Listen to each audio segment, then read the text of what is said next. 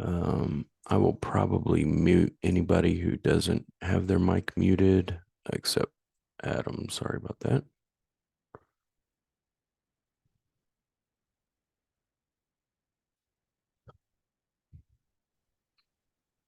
All right.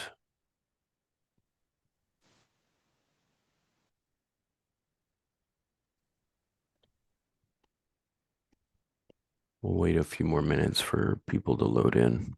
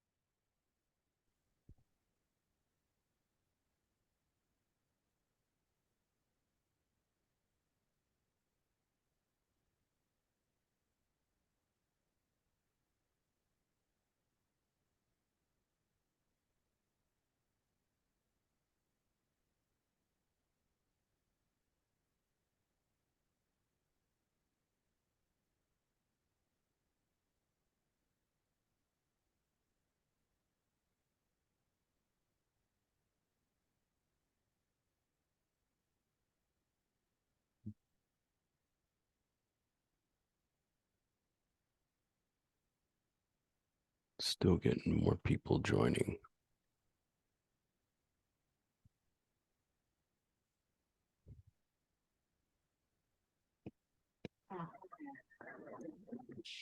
Go ahead and share my screen. And then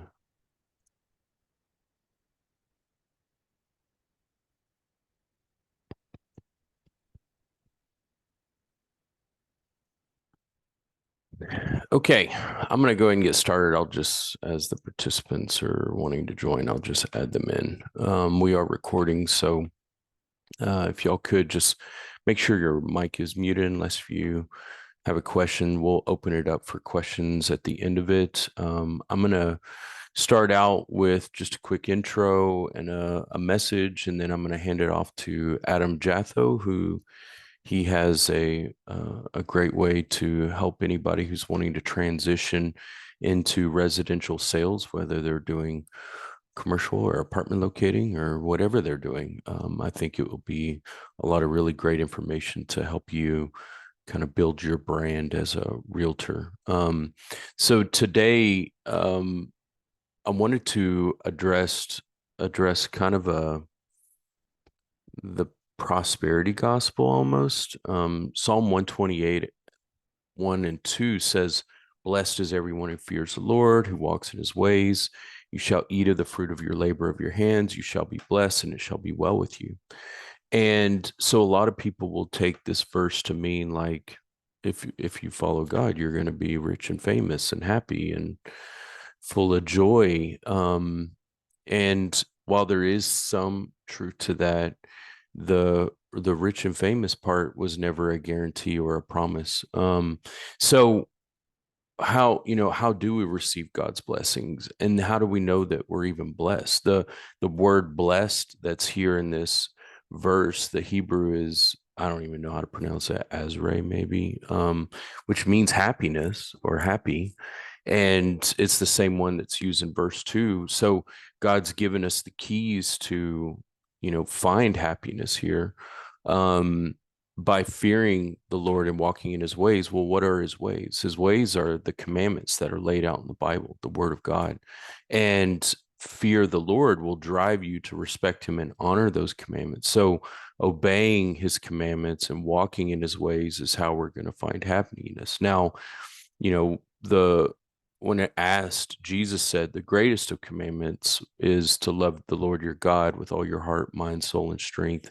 And the second is to love your neighbor as you love yourself. Now, these are kind of like the catch-all of all commandments. The Bible has thousands within it. But this one, if you put these two at the top of your list and you seek out to do these every single day, you'll find that the rest of them come pretty easy. And as an analogy, the city laws that we obey out of fear of prosecution or jail time or getting a ticket or having to deal with driver's education or fear of our insurance rates going up.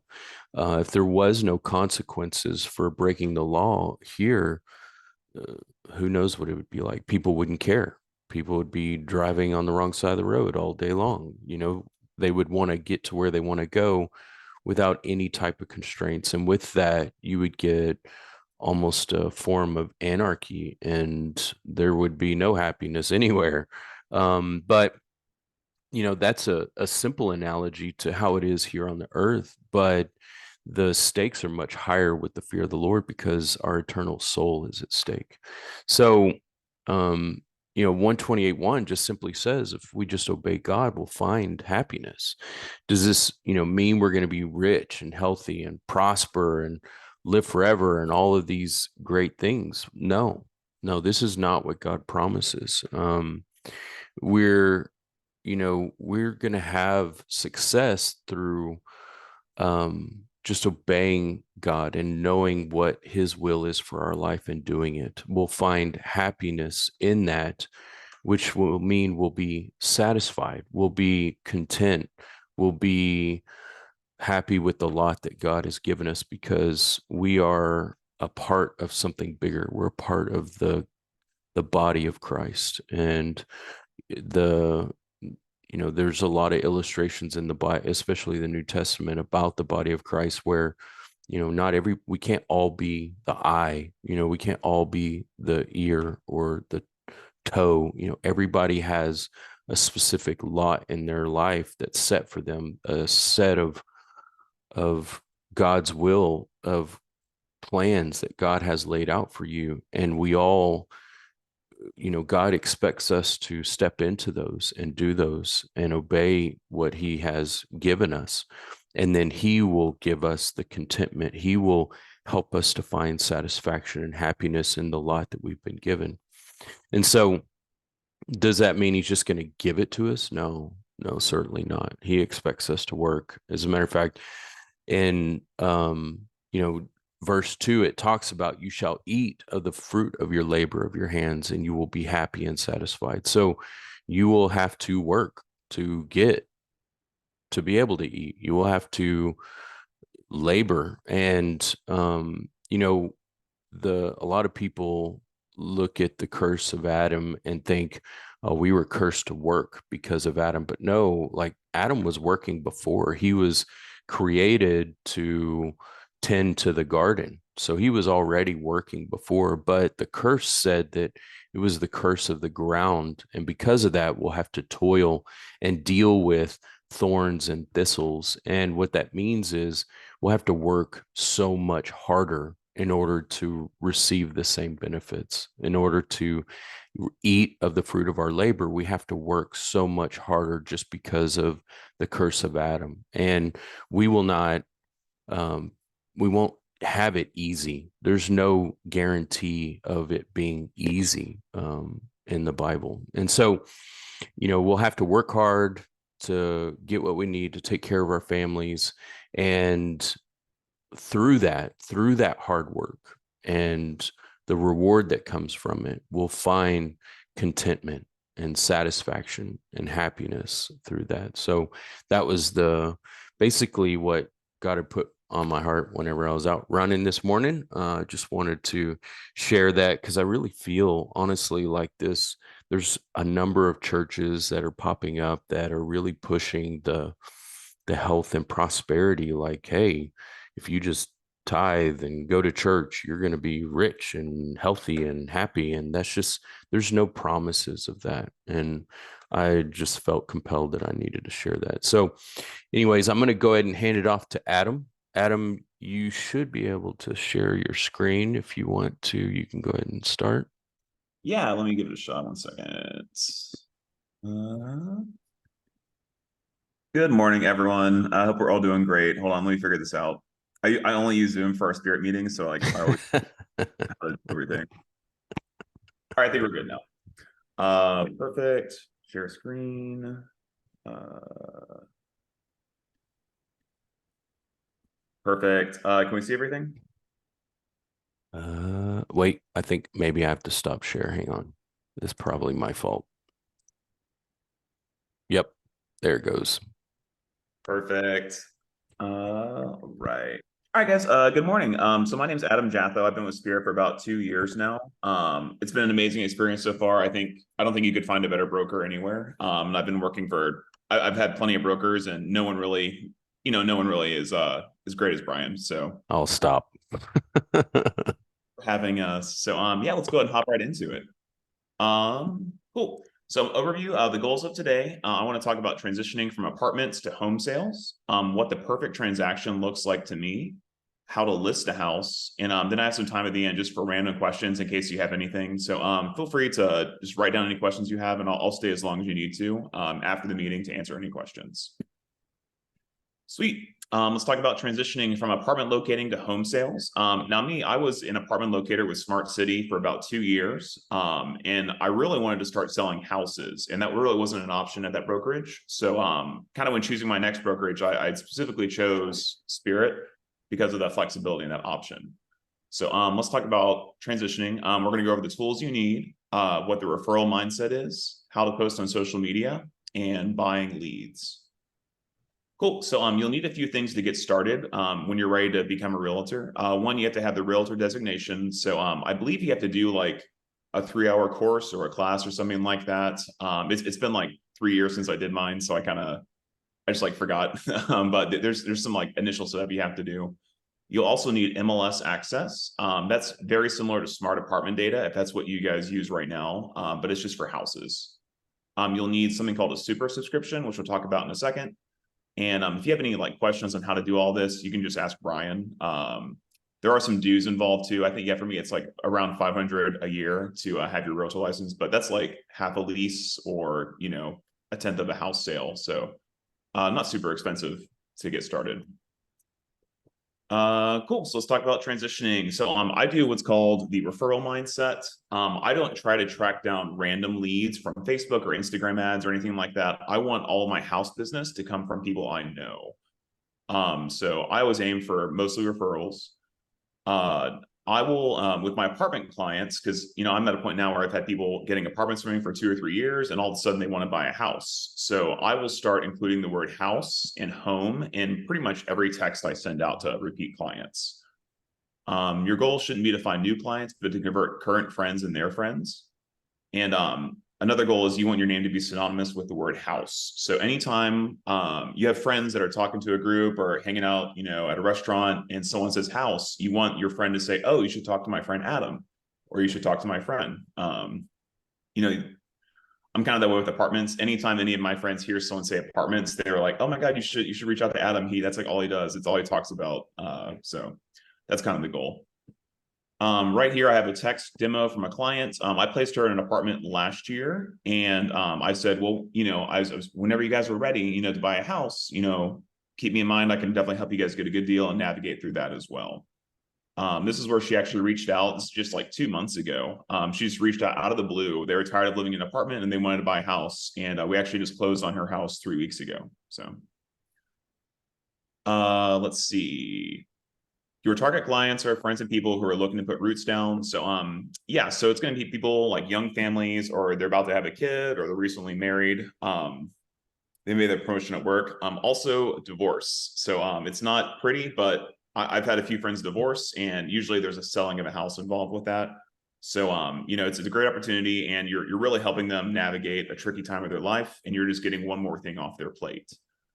I also bring up houses whenever I'm out in public with friends, because like everyone knows I'm the apartment guy, but now it's like I talk about houses too, because I want to be the house guy too. So I'm just always talking about houses. Like, oh, what'd you do today? Oh my God, I saw this amazing, townhome in Houston. That's it. I actually included here a text demo. I did not reach out to this person. I did not mention houses. So let's see. Yeah, I just said apartments when you guys are ready to reach back out. And I reached out to them 7 months later. And they're actually, oh my God, we actually just went under contract for a house in Sawyer Heights. And so this is like a personal failure of mine because I didn't reach out and say the word house to them. They went with another realtor to get a house.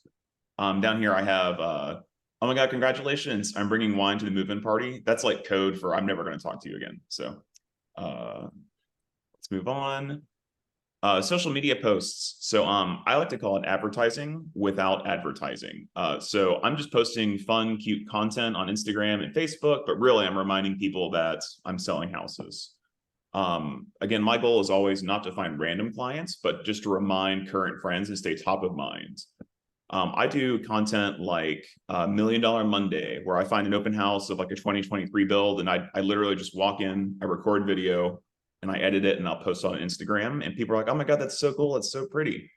And to a person who's not you or not a realtor, you're just posting fun videos of houses you go to, but you're also staying top of mind. I also do like under 400 Fridays occasionally. So if I find like a really cute house that's going to film well on the HAR or whatever, I'll just go make a quick video of it and record. I know real estate is like very high pace and then like low pace. Like I'll have like a week where I'm just working every day, and then I'll have a week of no appointments, no phone calls, no nothing. If you have a light day and you want to start generating some business, just go to our house. I would literally go to HAR, I'd set up an appointment with like a new listing, and I would just record a story. And it could just be anything interesting you see. Like here, I have like a balcony that had a really cute view, and I took like a little video, and it has like a staircase too. So just really cool, unique stuff. Or this house in River Oaks had a private elevator. So just like interesting stuff like that. And you're just trying to remind people and find reasons to like post things online. And people love looking at houses, so it doesn't really come across as you advertising. As far as the different platforms for social media, I find Instagram is more apartments and Facebook tends to be more houses. I feel like Facebook people are a little bit older, and so they're probably going to have more money, and they're probably ready to put some roots down. So I will always post more about houses on Facebook. I don't really even talk about apartments on Facebook. I just only talk about houses. Every time there's a new stage in the house transaction, you're going to post an update. So like the house is under contract, or we're touring houses, or it's inspection day, or it's closing day. Like you're going to milk every single house deal you have, like for all it's worth, to remind people that you're a realtor. Also, this is something too, every month is a record-breaking month in some way. So like if you close like 4 leases in a month, and last year you closed like 3 leases, well, that's a record-breaking month, So, all right, oh my God, I closed 33% more leads, and I closed 33% more deals. I'm always very upbeat, very positive on social media. I don't say things like, "Oh my God, like my client put another person's name down on their application, and I lost out on 1,000." But I don't post anything like that. It's all positive, upbeat stuff. Let's see. Oh yeah, so actually this text right here on the right is just from like 2-3 weeks ago. I posted this on congrats to my first time owners on this killer deal. We're closed. And then literally like 2 weeks later, I had another friend reach out to me and said, "Hey, we want to sell our house, and we're looking at buying a new house in the Heights." So this is just literally from one Facebook post. Now I have a client who's going to sell me her house, and she's going to buy a new house. Let's see. A lot of people can buy leads too. Like buying leads is where you can advertise on Zillow. So what happens when you open Zillow is that you look at a house, and there's a little screen on the right that says, "Want a tour? Contact a local agent." And you can actually pay to have your face and contact info there. I've never been a fan of these, just because I don't like working with random people that I don't know, because they may not even be qualified. I feel like they're more likely to waste your time, and advertising is expensive. It adds up. And you will get some real buyers, but there's no guarantee. I feel like my odds of closing a random person are much, much lower than if it's a referral. I don't know, Brian, do you pay for any advertising, Brian, or do you just do like referrals? So we have tried a number of different sources over the years, and had mixed results. I will say that I have one team out in Fort Worth that just crushes it with a Zillow zip code. But more often than not, the people who have paid for Zillow, because the way that Zillow does it is they'll ask you where you're located, and maybe you say the 75002 zip code. Well, they may give you half of that zip code and say, okay, this is your area. So any leads that come in that area will go to you. But to do that, you have to do like a 6 month commitment, and it's like $1,400 a month. And sure, you'll get a number of leads, but like you said, most of them are not qualified. They're wasting your time. And most of the people, the agents who have done that, have said they've closed like one or two deals over 6 months, to where basically it was a net zero or they lost money. There are other things, like we have OpCity, which you can get leads from, which you pay after closing. But those are, and I think there's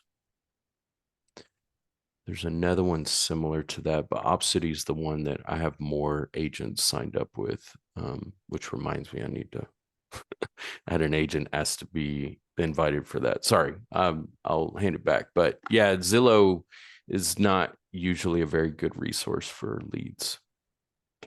Yeah, it's up to you. If you want to try, I recommend just trying it for a month if you can and just see what your return is. Like if you spend $1,000, but you get 3 new serious buyers from it, it might be totally worth it.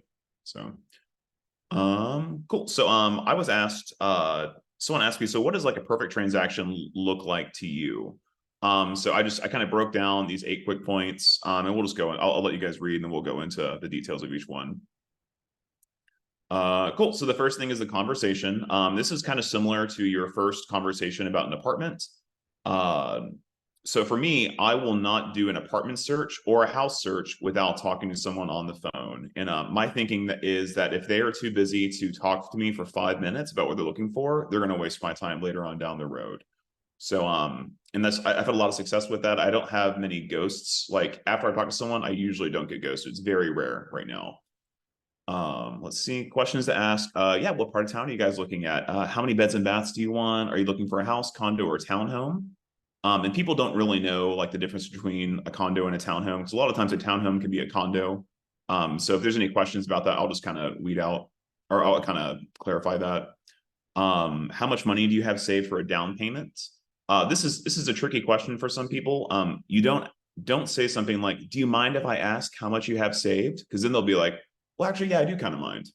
Remember, you're the expert. You just say, "Okay, cool." And how much money do you guys have saved for a down payment? And you're much more likely to get build trust and have an answer. I also ask what's our budget looking like, and this is an important one too. Have you talked to a mortgage lender yet? Now, 99% of the time, they're going to say, no, we just started looking. We haven't even talked to anyone. This is your first opportunity to get them to sign up for a mortgage lender. Not even sign up, just literally reach out to someone. Let's see. Setting up the auto search. So it's kind of different. Like for me with apartments, I'll run a search and everything is very like time specific. And I'll send them one search and then we select from that list. With houses, I actually set up an auto search so they continuously get updated notifications of what's out there. And you can actually favorite, like you can click on, they can click on one and put a heart or a star next to it. And you can actually see which houses they're most interested in seeing. I also ask them to whittle down their favorites to only see like, maybe the top 3 or top 4. Because what you don't want to do is we like these 10 houses and then you spend 6 hours touring with them and, you're exhausted, you're sweaty, like everyone's tired. It's been a bad experience. Your goal is to kind of have them narrowed down to under 5 houses. Let's see. This is important too. Before I show any houses in person, they must get pre-qualified or pre-approved. I always forget which one it is. They have to talk to a lender and you have to have the letter of pre-approval. Because what you don't want to do, you don't want to show them 10 houses and then they talk to someone and now all of a sudden it turns out, oh, they actually can't afford a house at all. And so you just wasted their time and more importantly, your time. You just spent 5 hours touring with someone and they're physically not able to buy at all. So I will not show any houses until I get that letter. There are some documents you have to sign. I use the information about brokerage services as kind of a training document. Like I want them to get used to me sending them documents to sign by DocuSign or Dotloop or whatever you use. So I always send this out first. This is just like a test, just to make sure they know, oh, I'm going to send you something, and the expectation is that I need you to sign it right away. This also sets it up later when you say you'll have a bunch of other forms for them to sign after they tour as well. Let's see. So actually showing the properties, get a list of the properties and start eliminating things that you don't know work. Like I've had clients say, oh, we want to stay under 250. And then they send me a house for $400,000. And it's like, why would you, what are you sending me this for? If they can't afford it, then there's no point in seeing it, you know? So like, I would just try to cross off as many as you can. I'll actually go through after we whittle them down. I'll put all the addresses in Google Maps, and then I'll rearrange the stops to see what's the most efficient way. Because you don't want to go all the way to Katy or all the way to Fort Worth and have to drive back to Dallas and back to Fort Worth. You don't want to do anything like that. You can set up appointments through the MLS. I always request everything to be done a day in advance because sometimes the houses are occupied and they might need like a day heads up. So I'll tell someone if they want to see a house, I need to know at least one day in advance. I can't do a last minute tour. That's not going to work for everyone, So yeah. Each appointment, it's really only like 10 minutes. Like when I first started looking at houses, I was like, oh my God, we're going to need like an hour to go over that. No, you literally need 5 to 10 minutes because most of the time they walk in, they're like, oh, I love it, or don't really care for it. Cool. And I learned this the hard way. I probably talked myself out of many deals by offering negative opinions. Oh God, this kitchen is hideous. Like there's no reason to give negative opinions unless they ask. Because for all you know, they may love it, and all you're doing is talking them out of making an offer. If I'm seeing like 4 or 5 houses, I actually tell them to, or I ask them to have like an Apple note out or whatever, and I want them to rank the house as we see them because they're going to forget. And like, also you're trying to eliminate, you don't want to be writing like 4 offers. They need to have like a ranking, like we're going to offer on your favorite house we saw today. Cool. After we do the first day of touring, that is when I will send them the buyer representation agreement. This one is not mandatory in Texas, but it saves you trouble if the deal goes south. And Brian knows I had an instance where this really did save the deal for me. The buyer representation says that you're officially working together and that you're going to get paid when they close on the house. There is some like scary stuff into them. So there's some scary stuff inside the contract. So that's why you only send this to them after you meet them in person, in my opinion. So they can build trust with you. There's a part that says if the seller doesn't pay you like 3%, that you have the legal ability to like pursue your buyers for the 3%. So it sounds a little scary. Like obviously I would never pursue someone if there's something shady going on. But this also protects you. Like I was in a situation where I got under contract with the house and my buyer was making a ton of mistakes and he accused me of like messing up the transaction, and he wanted to choose another agent like literally like 10 days before closing.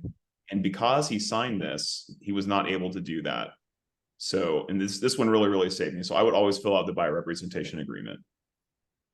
And the issues were not my fault. He wired money to the wrong lender. So great. Making offers. So after you see all the houses, there's a ton of paperwork to do.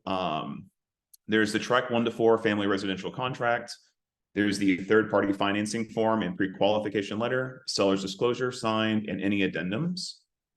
You're going to fill out everything, and you're just going to send your clients to sign. So you fill out everything your own, you upload it into DocuSign, and you send it over for signatures. What I'll do is I'll send them a PDF copy of everything they're going to sign, and I'll say, hey, review this right now, and let's go over a Zoom call, or let's plan a Zoom call. I can walk you through the documents later on tonight.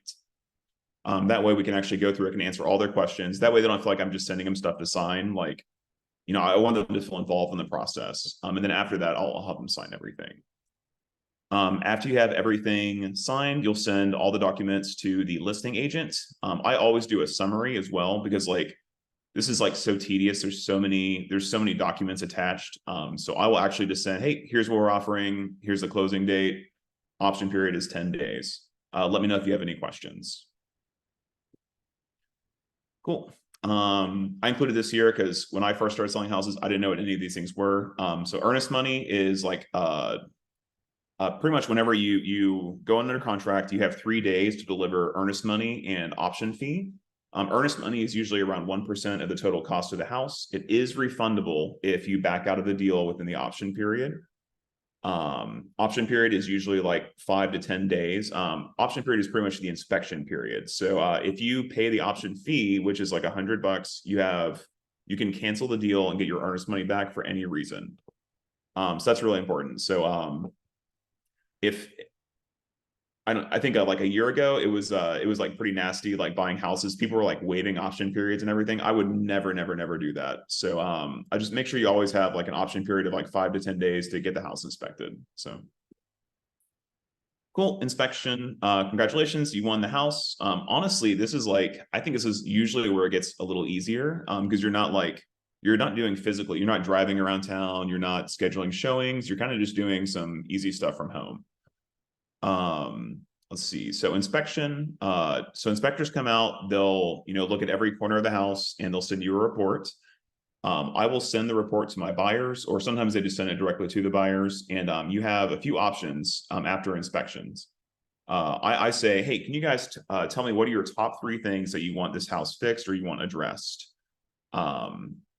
And then, yeah, then now's your time to now's your chance to ask the seller to repair things or to give you like a seller credit. So if once you, sorry, I'm like rambling. Once you get the inspection report, you have 3 options. You can either do nothing, which is like not recommended.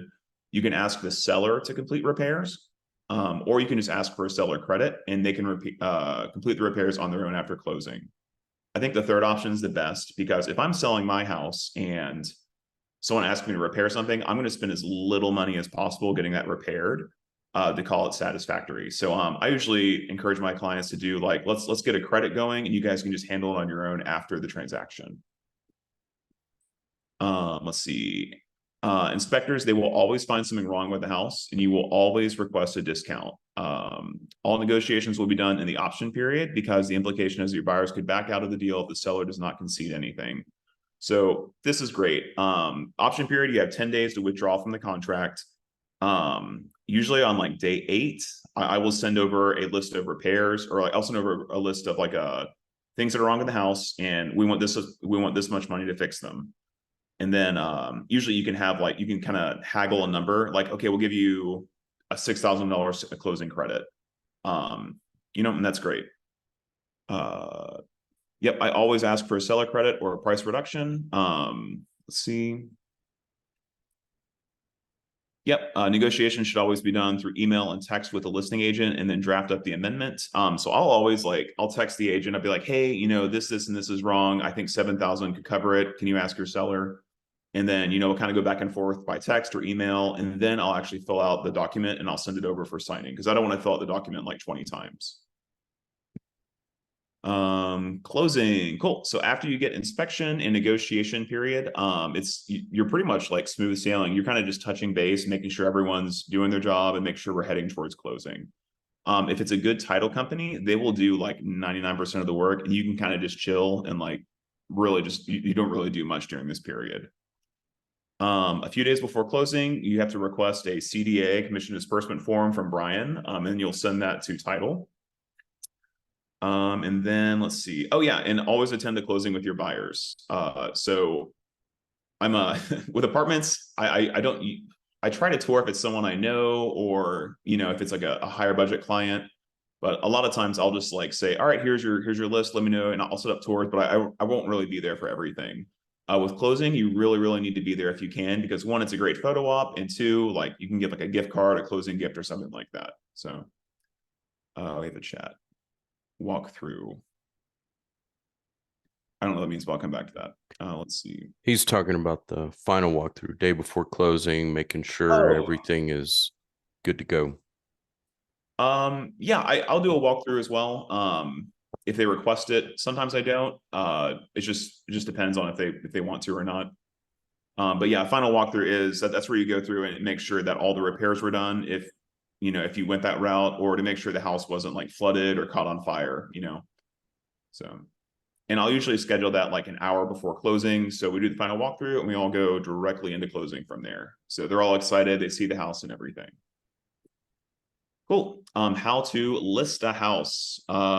Great. So I'm at the point now where I'm getting people asking me to sell their house. So I just have this quick little rundown of how to actually list a house. because I didn't know how to do any of this. Like, and I bothered Brian and my friend Adam like a ton with like really like minute, obscure questions. So I just made this general outline to how to do this as well. People sell their houses for the same reason they buy a house. They got a big promotion, they're having another child, or it's a divorce. You have to be happy-go-lucky in either case, or in any case. During the first conversation with someone, you know, because it's always on the phone, they'll text you, "Hey, I'm thinking about selling my house." Get them on the phone, and your only goal of the first phone call is just to get the listing appointment. And that's where you actually show up at the house, and you know you're going to talk about selling the house, what that would look like. So I don't ever discuss price on the phone. Like, it's, I think I can get 470 for my house. Like, I'm not gonna commit to that number because it could be worth $300,000. I have no idea. So I won't talk about price until I actually meet them in person. I'll usually ask if there's like any updates as well, which is important for the next part because you have some prep work to do for listing a house. The biggest thing you need to bring is called the CMA, the comparative market analysis. That's pretty much very similar houses that have sold in the past 90 days, sometimes to 180 days. So you can have an idea of what the house is worth. So for me, let's say your client has a 3-bed, 2-bath in Midtown. Your goal would be to find all the 3-bed, 2-baths like on that same street that sold in the past month, or 2 or 3 months, and that will help you give an estimate of how much the house is actually worth. So for me, this is an actual CMA I filled out for a client a few months ago. Let's see. So I have their property. I pulled up. Oh, here you go. This is us right here. They were 10102 Lodgepole Drive. So I included them, and I included all the similar houses that sold and why I included them on this list. I also include the active houses. So this is important too. I include the ones that are active because I want them to see the higher price points aren't selling. So I'll say, well, these guys listed for 364, but they've been on the market for 325 days. So, I guess we could list at that, but it's looking like we're going to be on the market for over 300 days, and so your goal, because they're always going to think their house is worth more than it is. So you're already planting the seeds that the house is worth lower than they probably think it is. Let's see the listing. Oh yeah, here it is. Sellers will always think their house is worth more than it actually is. If you bring a CMA, you can advise them what you think it'll actually sell for. I always say, let's list the house for a little lower than what it's worth. That way more people see the listing and we enter into a bidding war. And every time I've listed a house, it's always been the same way. So if the house is worth, if you run a CMA and you think you could get anywhere from 325 to 345, I would recommend listing at 324,900 or 329,900. And the reason you do the 900 is people in HAR and Zillow, they set up auto searches at like zeros at $5,000 increments. So if you do like 324,900, you're getting everyone who has 325 or under 325. So you're going to get more views and more people touring the house. Let's see. If a seller refuses to list at an appropriate price, it's up to you to take the listing. I'm the expert with the houses. I say your house is worth 325. We need to list at 325. If you want to go for 370, you're more than welcome to list it.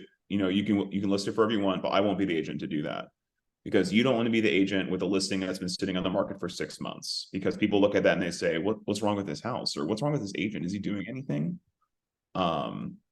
So what I'll say, if they fight me a lot, I'll say, I think your house should be worth more, but unfortunately, I'm a numbers guy. I can only go with what the numbers tell me.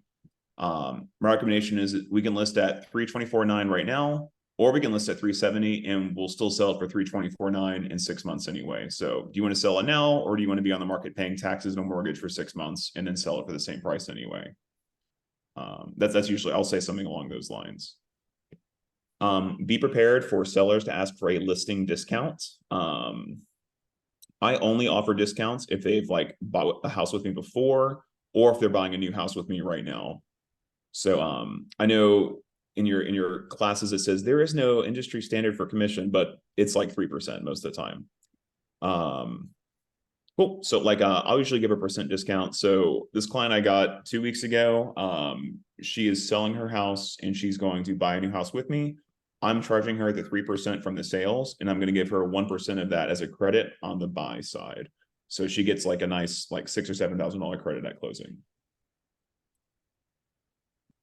Cool. Documents you'll need to start. You have the information about brokerage services form, the listing agreement form. I actually do a timeline, and I have that right here, and I have the addendums as well. So for a timeline, I like people to know exactly what's coming up next. So I sent this email on Friday, March 10th, and I have here's Saturday, so everyone's going to sign. On Sunday after you sign, I'm going to put the super key on the house, which is like the key that people use to get in. I'll tell them that what's coming next. We have photographers coming out, and then well, this is when I'm going to update the MLS, so they know exactly what's going to happen. As it happens. Cool. Also, super e-key. If you're trying to list a house and you don't have a super e-key, you can buy them directly from the HAR website or whatever the Dallas equivalent is. It's usually like $100 to $125, but you will need a super e-key to put on the front of the house. Cool. And if I am offering them a discount, I'll put it in writing here just so it's in writing. And I'll say, please don't tell this. Please don't tell the people that offer discounts. I want them to feel like, hey, this is because we're so close, I'm giving you a discount. They don't need to know that I do it for everyone. Let's see. So the listing, if someone, you talked everything, you've agreed on a price, you're going to need about a week usually to get everything prepared. So let's list tomorrow. Great. Can't do it. Because you need to attach the super key to the front door. You have to schedule a photo shoot. And photo shoots are usually under $150. I use TK Images here in Houston. I thought it was great at taking real estate photography until I saw like professionals do it, and I was like, okay, like this is worth $100. You also set up Showing Smart, which is included in your realtor membership. Showing Smart is awesome. It just lets people, it lets your sellers, they can actually confirm or deny any showing appointments. That way, it's not going to you. You're texting the seller, they're texting you back. You're texting. You don't have to do any of that. It just cuts you out of it, and it's great. Entering the information and pictures into the MLS. This takes like an hour and a half to do, but it's just part of it. And I always set it to coming soon. And then after I set it to coming soon, that's like a status on MLS. That's when I'll start posting pictures on social media. I'll do like the cursive writing on my Instagram story, coming soon in Highland Park, or whatever you want to do. And that's to generate buzz for the listing before it's officially live. Cool. If you are priced correctly, you're going to be receiving offers within the first 2 weeks or so of the deal. If you're not receiving offers, that means you're priced too high. It just is what it is, Let's see. So if you're in a situation where you have like 4 offers, the last house I had, we had 3 offers on the table, and I was helping my sellers kind of figure out which one was the best one. So let's see, amount offered, and the type of financing. Cash is the best because cash comes in and there's no contingencies. It's just, here's the money, I want to buy the house. I'd say conventional loan is probably the second best. Something else to look at is the earnest money amount. It needs to be at least 1% of the sales price. Like if they put like $1 for earnest money, like they're just not serious. And you want a shorter option period because now, since you're selling the house, you want them to have as little inspection time as possible. So if someone requests like a 20-day option period, that's really weird. That's out of the normal. So I would say 10 days is the maximum amount of option period I would allow. These might be less desirable. I've had a deal fall through before because the FHA is just more difficult to close. They have like really strict lending requirements. This is important. If you see the words and or assigns written in the buyer name field, do not accept that offer. That is a wholesaler, which is something I used to do in Dallas. That is someone who is not going to close. And if they have like more than a month to close, that's probably not something you should consider either. Because like, why do you need 50 days to close on this house? A month is pretty standard in my opinion. Cool. Typically, the party that pays for title insurance also chooses the title company. Right now, it's definitely a buyer's market, so most sellers are covering the cost of closing, which is great because the seller's like, well, what title company should we pick? And I have my own title group I use now that's like great to work with. So, let's see. It's common to open title with a title company before you put your house on the market. This is cool too. So your seller won't pay anything until closing. So there's no upfront fees to like opening title with a company. Title will handle all the complicated paperwork. After they accept the offer, after your sellers accept the offer, all you do is pretty much try to keep that number as close to the contract number as possible. Because if the buyer's agent that you're facing up against is good, they're going to request like a $10,000 discount or something like that. And so your job is to kind of not, you want to give them as little money as possible. And then same with the buyer side, a few days before, you're going to send the CDA, and that tells them how to pay you. That again comes from Brian, and you just send that over, and it's awesome. Just like with buying, you will always attend closing with your clients. Again, this is another great photo opportunity. Every title company is going to have this giant key that says sold on it that you can like take a picture with, and it's great. People love it. It's super cute.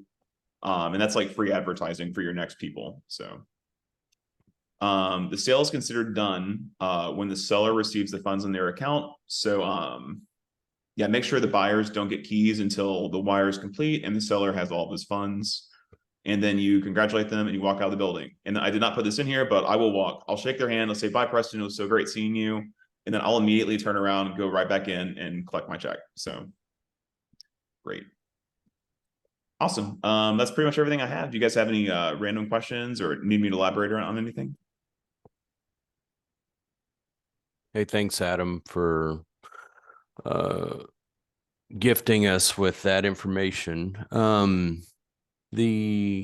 I will say this, that a lot of this is done in more details, like how to do a CMA and those kind of things in our agent portal classroom. So if you guys want to have a few more details on those things, you can always log into the agent portal classroom and just watch one of the videos on training, and it'll help you get there. And then of course you can always reach out to me, and I'm happy to help you with those.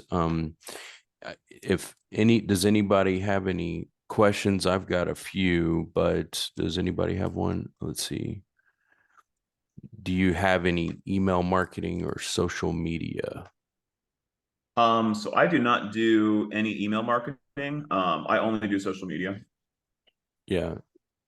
And that's what he was saying earlier, is that for houses, I think you focus more on your Facebook because it addresses the old people like me who are on Facebook rather than the young, hip people who are in Insta, who probably do more apartment living and inner city living, that type stuff. So, yeah, know your target market. That's a good point to make.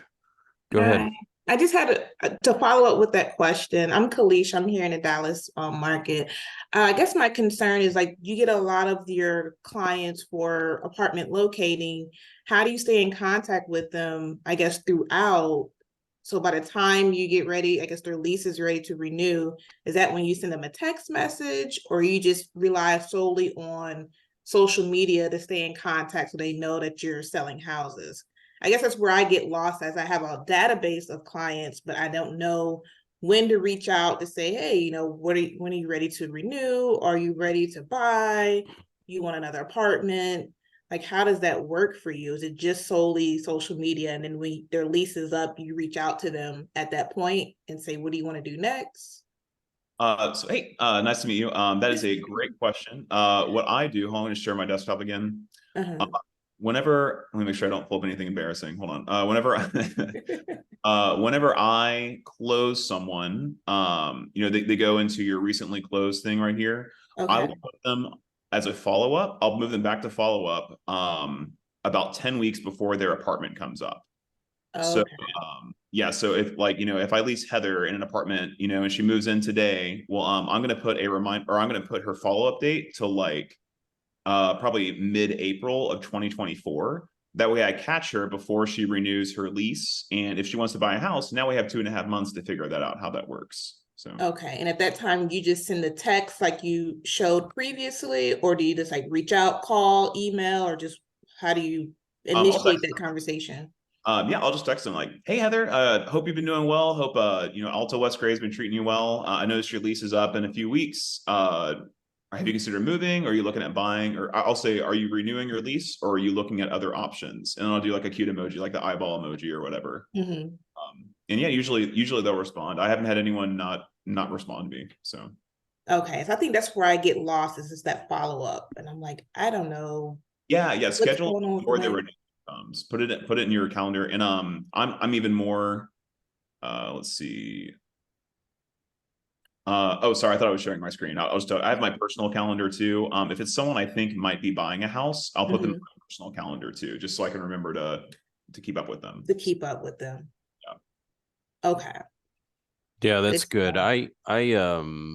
My days at You Move Free, we were told to follow up on all repeat leads. And so I don't know if y'all noticed on his dashboard, there were some that hit repeat. So whenever a file goes to paid out status, I think I've told everybody in the orientation, but the CRM will generate a repeat lead. And so that lead is what you would set a follow-up date for your the renewal. If they're in a 1-year lease, then you would set a follow-up date on there.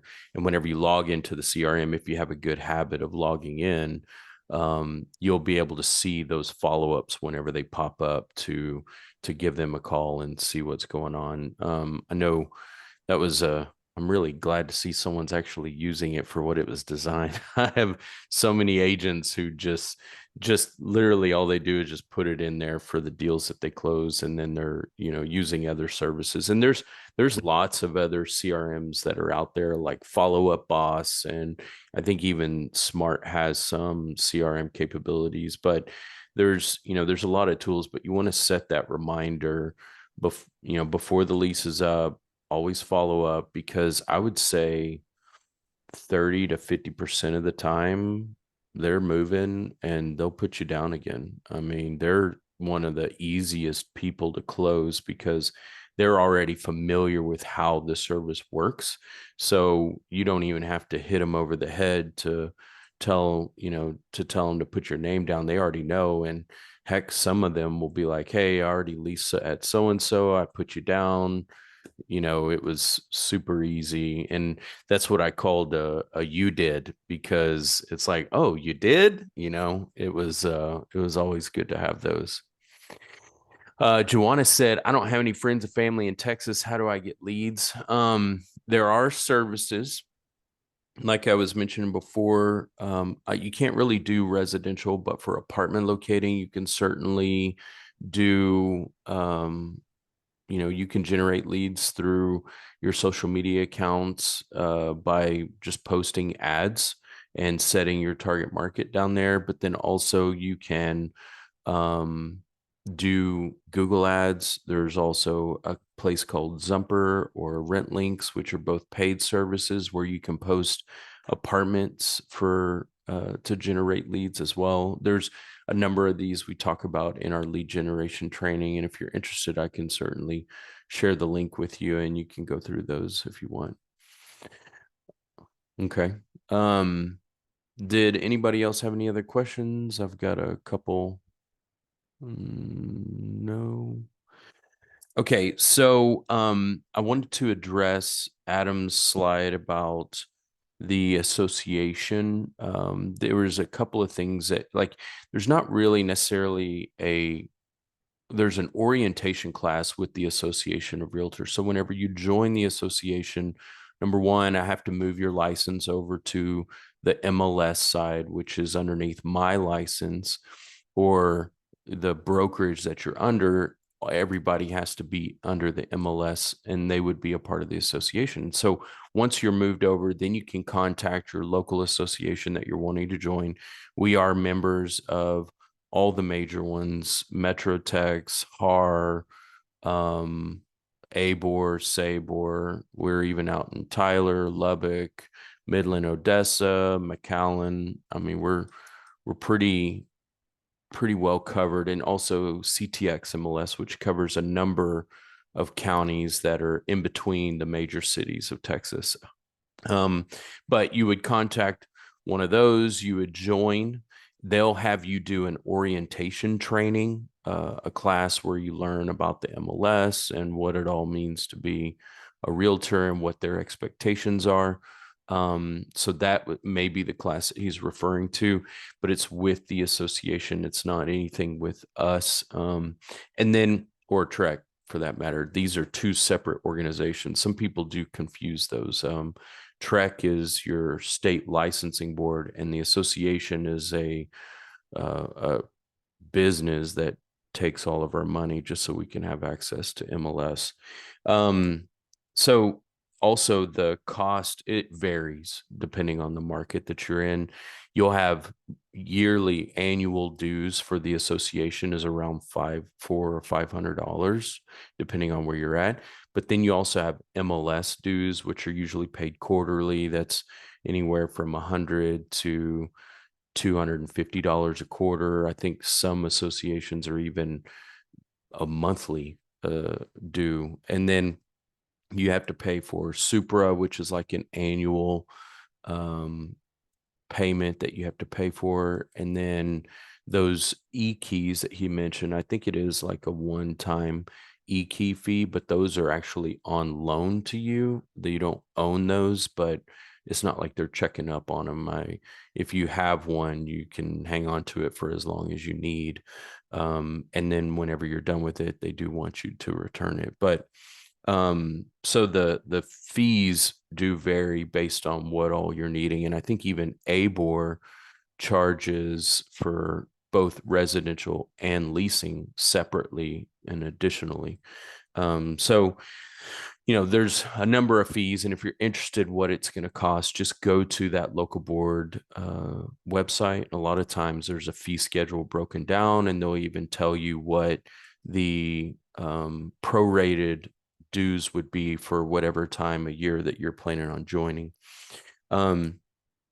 Dealing with divorce and home sales, something I wanted to address there. It is incredibly messy and not fun. If you do have people that are getting a divorce, if they're both working together to sell the house, it can be okay. You're just going to have to do basically double the work because you're sending it to multiple places, having multiple conversations, because they're most likely not going to want to be on the phone all together or come in together. And so the main thing though is, and I think he alluded to this, is that and the onus is on the agent a lot of times if things don't go smooth. He had mentioned if you allow them to bully you into pricing the house too high, it'll be your fault because it's sitting on the market. And the optics of it is that you aren't doing a good job or you don't know what you're doing. And the same can be said about most aspects of that business. So if you have something that doesn't go correctly, they're not going to blame themselves most times. They're going to look to blame someone, and you're the easiest target. So try to, almost, see things before, see the risk and try to address it as soon as you can. If you think that they're not getting along and one person is scorched earth, like burn it all down, I don't care don't take that listing. Don't do it. It's not going to be worth it. I promise you, there's no money in this business that's going to be worth dealing with someone who's ready to just burn it all down, because they're going to take you with them. So let's see.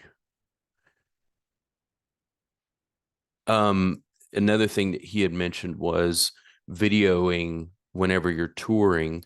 So houses, they will sometimes notate in the MLS whether or not videoing or photographs are allowed or not. So just be very careful about that, especially during like an open house. If you're going to be going there and taking pictures or videoing, you want to, try to check and make sure that they have allowed that. Adam, what is kind of your process whenever that, what do you do to make sure that that is being taken care of? So I skip it entirely by only doing new build. New construction. Yeah, they don't care. They love all the advertisement. You're right. I tried to do houses that were being lived in, open houses, and like more often than not, people would say, "Oh, I don't think my sellers would be comfortable with you videotaping their home." So I don't do that. I only do new builds. So Yeah, and in Texas, there's a plethora of those in the areas, so you really won't have much trouble finding those. And now that the market is kind of cooling off, there's a lot of new construction inventory homes that are kind of popping up that you have the ability to go and tour and video and do that kind of stuff with. That's good. I like that. Um, I wanted to make a comment that I really appreciate that on your social media you only do upbeat, like you don't do the Debbie Downer messages or anything like that. And there's just so much negativity on social media these days that to have someone that's always positive, you almost can guarantee that even though these messages have a sales connotation to them, if you have that upbeat lively personality that you're putting through your posts and your messages, you're less likely to get ignored or unfollowed because people want, that stuff's contagious. People want positivity. They want to see good things happening. They want to know that their friends and family are, you know, finding success, that they're happy. So posting happy things, good things is always a great way to promote yourself and make it look like all is well in your world. So those were the comments that I had. Did anybody else have any questions or comments or concerns, anything? What's up, Joanna? My CRM, I keep trying to, I got 2 clients that I closed for apartment locating, and I try to mark them as confirmed leases, and it's not staying. It keeps changing the status when I close out. Okay, I'll chat with you after we get out of this, okay? Okay. Anybody else? Can I get more information on the op city? Absolutely. Okay. Yep, I'll do that.